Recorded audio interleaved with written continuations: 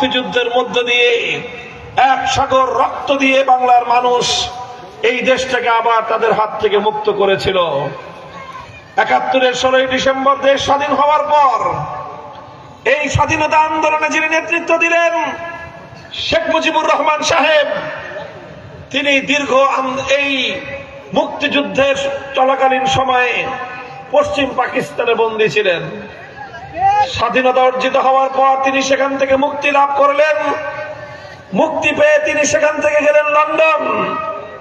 এদেশের মানুষ আশা করেছিল যে শেখ মুজিব সাহেবের বিমান লন্ডন থেকে সরাসরি সদ্য স্বাধীনতা লাভকারী শিশু রাষ্ট্র বাংলার এই রক্তদানকারী শাহাদাতের রক্তের বিনিময়ে অর্জনকারী নতুন স্বাধীন বাংলার মাটিতে তিনি পদার্পণ করবেন।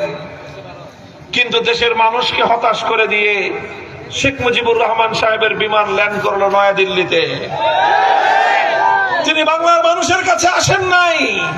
তিনি প্রথম গেলেন ভারতের প্রধানমন্ত্রী শ্রীমতী ইন্দিরা গান্ধীকে কুর্নিশ করবার জন্য।